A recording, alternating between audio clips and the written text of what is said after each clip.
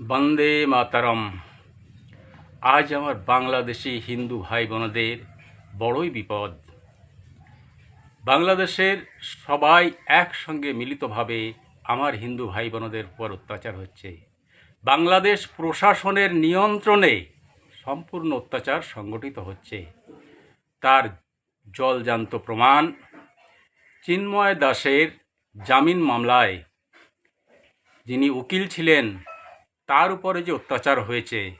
হ্যাঁ, দুর্বৃত্ত পৃথিবীর প্রতি দেশেই থাকে, কিন্তু সেই তার উপরে যে অত্যাচার হলো তা নিয়ে কেন বাংলাদেশ সরকারের কোনো প্রতিক্রিয়া হলো না? কেন বাংলাদেশ সরকার ওর পরিবর্তে অন্য কোনো উকিলকে তার জামিন মামলার জন্য সেখানে উপস্থিত করলো না?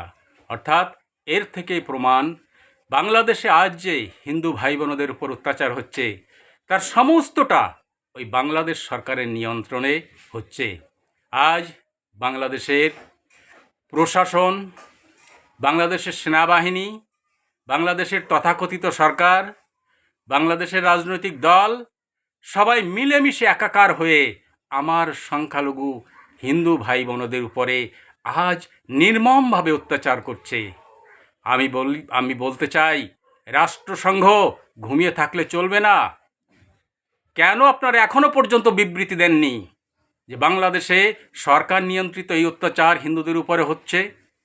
কেন আপনারা এখনো ঘুমিয়ে আছেন? কেন প্রতিনিধি এখনো বাংলাদেশে আপনারা পাঠাননি যে সরেজমিনে দেখার জন্য? পৃথিবীর ভুলে যাবেন না, পৃথিবীর সবচেয়ে বড় মানবাধিকার সমস্যা আমার এই বাংলাদেশি হিন্দু ভাই বোনদের সমস্যা। তাই অতি বিলম্বে ভুল যা করেছেন রাষ্ট্রসংঘের প্রতিনিধিরা, সেই ভুলকে শুধরান। অতি বিলম্বে না করে এখনই বাংলাদেশের মাটিতে আপনাদের প্রতিনিধি পাঠান এবং বাংলাদেশ সরকারের নিয়ন্ত্রণে কিভাবে অত্যাচার হচ্ছে এই ঘটনা পৃথিবীর সামনে আপনারা তুলে ধরুন। আমি দেখেছি বিশ্বের বিভিন্ন দেশে এই অত্যাচারের বিরুদ্ধে প্রতিবাদ হচ্ছে, নিন্দা হচ্ছে। আমি সেই সমস্ত দেশকে আমি অভিনন্দন জানাচ্ছি। আমি দেখেছি ভারতবর্ষের দলমত নির্বিশেষে দিল্লির পার্লামেন্টে সব দল একত্রিতভাবে বাংলাদেশে হিন্দুদের উপরে অত্যাচারের নিন্দা করেছেন। আমি তাই ভারতবর্ষের 140 কোটি জনগণকে আমি ধন্যবাদ জানাই।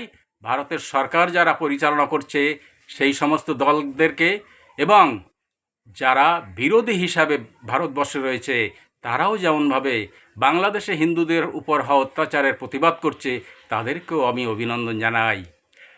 আজ আমি চাই ভারতের থেকে সামরিক সহযোগিতা। আমি পরিষ্কারভাবে আবেদন করছি, আহ্বান করছি, আমি চাই ভারতের সামরিক সহযোগিতা। আমার 4 কোটি মানুষকে, অর্থাৎ 1971 সালে যে 1 কোটি মানুষ এই ভারতে আশ্রয় নিয়েছিল, যাদের জন্য বাংলাদেশ সৃষ্টি হয়েছিল, বাংলাদেশ তাদের ফেরত নেয়নি।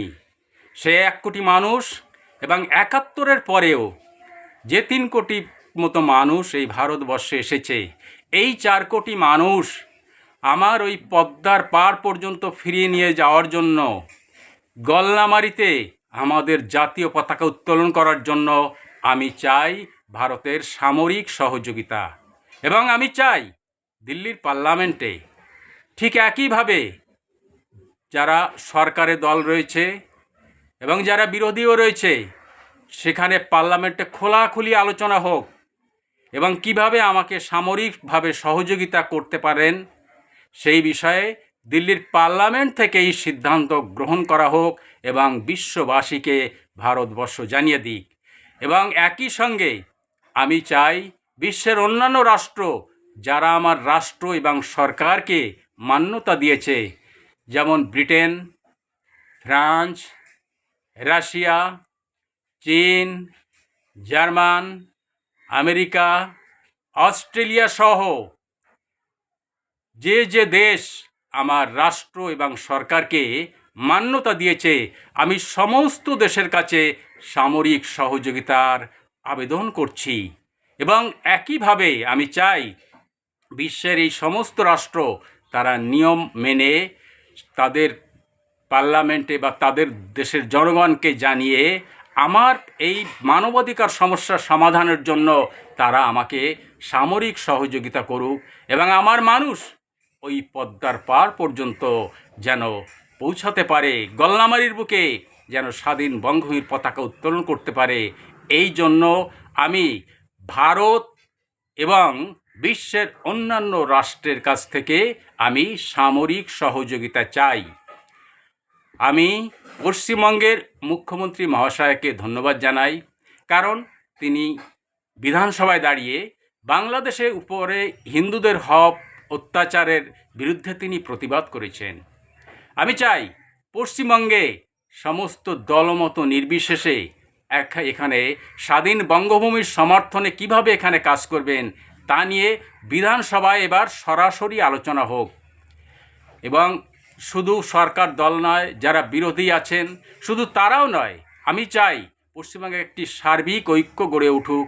অর্থাৎ যাদের দল বিধানসভায় যাদের সদস্য নেই, যেমন ভারতের জাতীয় কংগ্রেস, এখানে কমিউনিস্ট পার্টি অর্থাৎ CPIM, CPI, RSP, forward block, সবাই সম্মিলিতভাবে এখানে একটা সমবেতভাবে একটা ঐক্য গড়ে তুলুন। কারণ বাংলাদেশি মানুষ সবচেয়ে বেশি এই পশ্চিমবঙ্গে থাকে এবং তাদের প্রায় প্রত্যেকেরই কম বেশি আত্মীয় স্বজন ওই বাংলাদেশে এখনও রয়েছে। অর্থাৎ একটা অভূতপূর্ব পরিস্থিতি কিন্তু এই পশ্চিমবঙ্গে তৈরি হবে। তাই এই অভূতপূর্ব পরিস্থিতি কিভাবে নিয়ন্ত্রণ আপনারা করতে পারবেন, তার জন্য আমি পশ্চিমবঙ্গবাসীকে আবেদন করছি, আহ্বান করছি, আপনারা সমবেতভাবে, বিভেদ নয়, ঐক্য এখানে গড়ে তুলুন। কারণ এই অভূতপূর্ব পরিস্থিতি আপনাদেরকেই নিয়ন্ত্রণ করতে হবে।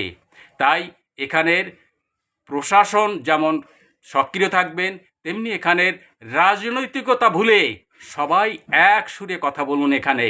এবং আমার বঙ্গভূমিকে কিভাবে আপনারা সহযোগিতা করবেন, কিভাবে আমার প্রায় 4 কোটি মানুষ যারা ভারতে অবস্থান করছেন তারা কিভাবে ওই গলনামারির বুকে পতাকা উত্তোলন করবেন, কিভাবে পদ্মার পার পর্যন্ত তারা এগিয়ে যাবেন, সেই বিষয়ে আপনারা সমবেতভাবে আমার সমর্থক বঙ্গসেনাদের আপনারা সহযোগিতা করুন।